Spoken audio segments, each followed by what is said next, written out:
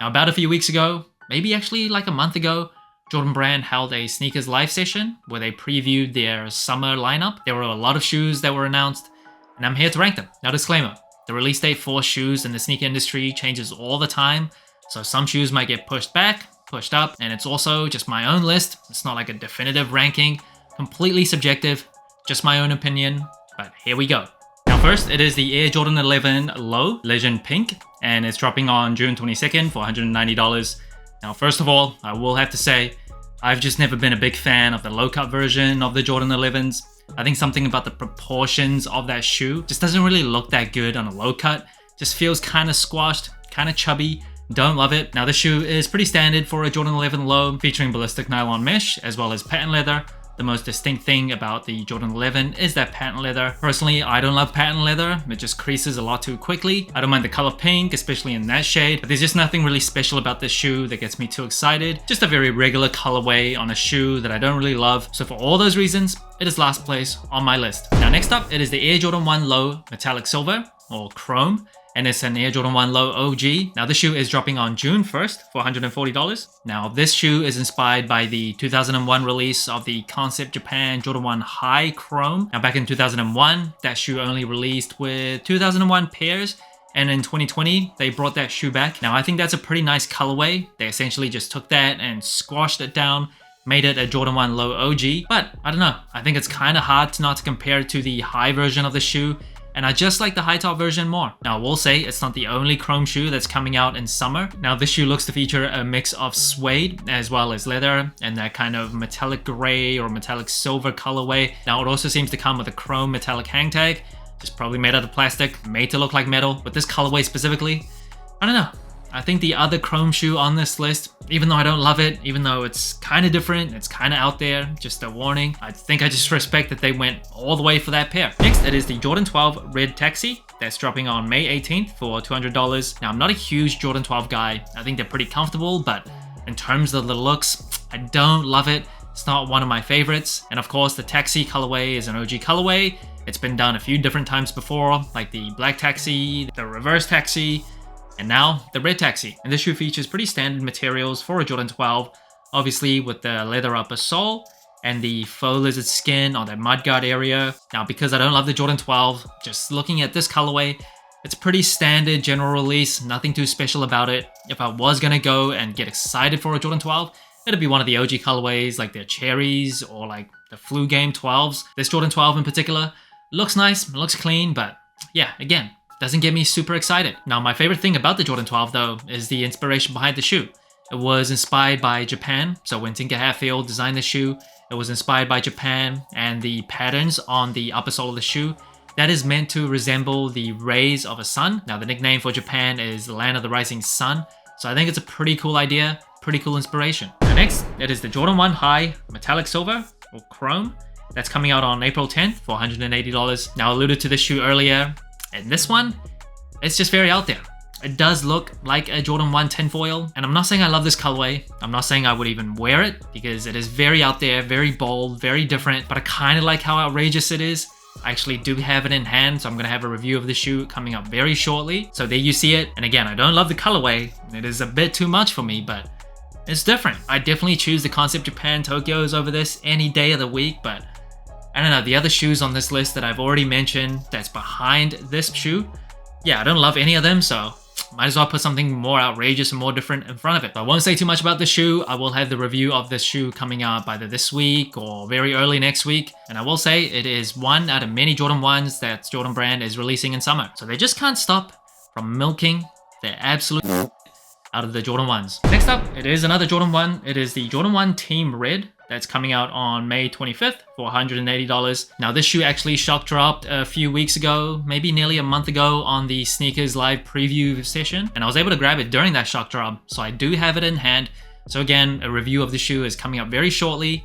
And it is a very just general release colorway, nothing too special about it. Super clean, super tidy, like any other Jordan 1.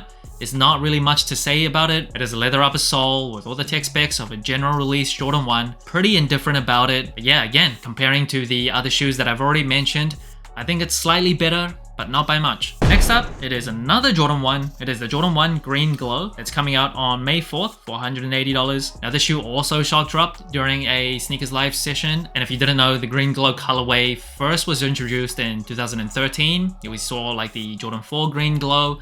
And this year, they brought that colorway back. I reviewed the Jordan 3 Green Glow. Didn't really love that shoe. I think that green or kind of aqua color, I just don't think it looked that nice on a black Jordan 3. I think it looks better on this Jordan 1, much tidier. It is hard not to notice like the Tiffany colorway aesthetic to this shoe. And it does seem like this shoe comes with extra laces in the same green color. But personally, I've never really like cared too much about the Tiffany colorway sneakers. They've never been among like my top 3 shoes ever. So for this shoe, even though it's pretty nice, again, I don't love that Green Glow colorway. Just reminds me of like mint chocolate ice cream. I think the fact that I have 3 Jordan 1s in a row on this list just kind of indicates, like without me even noticing, that they're just really pushing way too many Jordan 1s still in 2024. A lot of people have been complaining about it. Now, I will always love Jordan 1s, but there does come to a point where you've just created so many colorways. So there's so many different Jordan 1s that look very similar. So it's hard to get super excited for any particular Jordan 1 colorway because you're like, oh, I have this other Jordan 1 that's very similar to it. Apart from the OGs, I think people always get excited for the OGs. But there's so many different colorways. Yeah, they've just oversaturated it at this point. And it does seem like Nike is kind of catching on. The CEO very recently in a quarterly earnings call, I believe it was, he announced that they would kind of cut back on the Air Force Ones. Distance makes the heart grow fonder. So I think it's gonna work. Give it a few years, fashion and shoes go in cycles. So the popularity is probably gonna rise back up. Next, it is the Jordan 13 Dune Red that's coming out on June 29th for $210. Now this is inspired, or probably inspired by the Jordan 13 that's part of the Ben 23 collection that came out in 2011 or 2010, one of those years. And if you didn't know, that collection featured very limited Jordans, came in very premium materials. It came with like high-end shoe trees as well as like dust bags. Just super coveted. Now this is obviously a more general release, but I do really like that type of red. It's not seen as often as some other colorways. It's not like a bright red or like a Chicago red. It's kind of darker. So in terms of the materials, pretty general for a Jordan 13. A leather upper sole, of course with synthetic suede on the midsole area as well as the heel, and synthetic leather on the tongue, and the coolest feature on a sneaker, that hologram on the heel. Now I do like Jordan 13s, I think it's a very comfortable shoe. I don't like the farty noises that the Jordan 13 tongue makes, but generally because of how comfortable it is and because of this colorway, this particular shade of red, I think it's a very nice shoe. Next up, yet again, another Jordan 1. It is the Jordan 1 Latte that's coming out on May 29th for $180. Now the shoe does seem to be a woman's exclusive, and obviously we've seen a few different Mocha Jordan 1s, the Jordan 1 Mocha, the Travis Scott Jordan 1 Mocha. Both are very popular, and this one sticks with a coffee theme. That's come out with a slightly lighter shade of brown. I wonder at some point they're probably gonna make like cappuccino Jordan 1s, frappuccino Jordan 1s, pumpkin spice latte Jordan 1s, just milking Jordan 1s for all it's worth. Now, I do like brown on shoes, but I think this brown is a little too light. I still think it's a very nice looking shoe, but yeah, I don't know. It's a little too light for my liking. I do like the Jordan 1 Mochas a lot more. I like this type of color blocking though, but it does seem to just shove on the sail on that rubber cup sole for absolutely no reason. Kind of wish they would just stop with the sail, but overall I still think it's a pretty clean shoe. Next, it is the Air Jordan 4 Oxidized Green that is coming out on May 25th for $210. Now we've seen a few Jordan 4s already this year. The Bread Reimagined, of course, the Metallic Gold Jordan 4, and another one coming up. This is a pretty general release Jordan 4, just a leather upper sole, hints of green on this shoe. And I'm glad that green is kind of that darker green, not like that lucky green or that bright green that's just, I don't know, a bit too loud, a bit too annoying. Jordan 4s are obviously just one of the best sneakers ever, and it's just a very simple and good looking shoe. But again, I think they stuck a sail midsole on the shoe. You can see it in this photo at the back. Just absolutely no reason. They didn't need to do that. Now, next up, it is the Jordan 6 Reverse Oreo that's dropping on June 8th for $200. Now, personally, I have always loved the Oreo colorway. The Reverse Oreos, not as much as the Oreo that features more black than white, like the Jordan 5 Oreos. Delicious, just beautiful. Of course, there was the Jordan 6 Oreos. I think that shoe is much better than this. We also saw like the red Oreos, I believe it was last year or 2022. but I think this Oreo colorway, even though it's more white than black, just really gets to me. I don't love the Jordan 6s, I do like them, but when a nice colorway on the Jordan 6 comes around, I can't help it. Like the Jordan 6 Georgetown, I think was super nice, and this shoe is just flat out clean, featuring pretty standard Jordan 6 materials, all white leather upper sole with white speckles throughout that midsole. And I do have to say, the Jordan 6s I think have recently grown on me. I don't know why, but I've been wearing the Jordan 6 Georgetown a lot lately, and yeah, it just looks nicer and nicer. Doesn't look as nice on my big fat wide flat feet. From a bird's eye view, the Jordan 6 doesn't look that good on me, but for whatever reason, they're slowly growing on me. Next up, it is the Jordan 17 Low Lightning, and this shoe is dropping on May 30th for $300. For $300? I said for $300, an insane price. And I hope it comes with that case that had the CD-ROM as well, like it did back in 2002. But this shoe is also known as the All-Star Jordan 17. It is the shoe that Michael Jordan wore in the 2002 NBA All-Star game. This is the first time the Jordan 17 Low Lightning has ever come back. Soulfly did come out with the Reverse Lightning in 2018. So a lot of people are hungry for this shoe. And the 17s comes with that inner booty sleeve as well as that very cool chrome strip that wraps around the heel counter. Now I'll be honest, the Jordan 17s, they're not really one of my favorite shoes post like golden era Jordan brand shoes.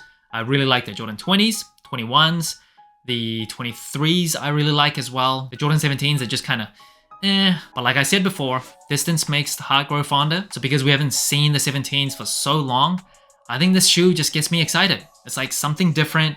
It's an OG colorway of the Jordan 17, so I can't help but really look forward to this shoe. Next up, it is the Jordan 11 Low Space Jam. That's dropping on May 11th for $190. Now at the beginning of the video, I did say I wasn't a huge fan of the low cut version of the Jordan 11, but the Space Jam colorway, it is just so nice. As a black sneaker lover as well, I think it's just, oh, it's delicious. It's just so nice. That icy outsole is just, it's so clean, it's hard not to love this shoe. And Jordan Brand has teased us with the Jordan 11 low cuts before, with the Comfort 11 lows as well as the Jordan 11 IE Space Jam. Both of those are just ugly in terms of the silhouette itself.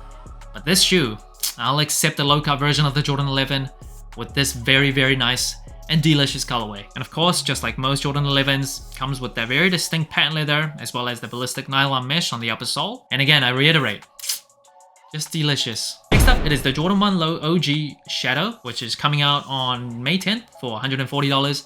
This also shock dropped as part of that sneakers live session. And this colorway is just, yeah, again, it's delicious. The Jordan 1 High Shadows are obviously an OG colorway, a very popular colorway, but on the low version, I still think it works. I still think it looks very nice. As someone that loves black sneakers, fits right into my rotation. And I believe we saw this shoe recently in 2015, so it's been a while. And I'm glad it's coming out again because the versatility of the shoe is just unmatched. Very nice. And the number one, what else could it be?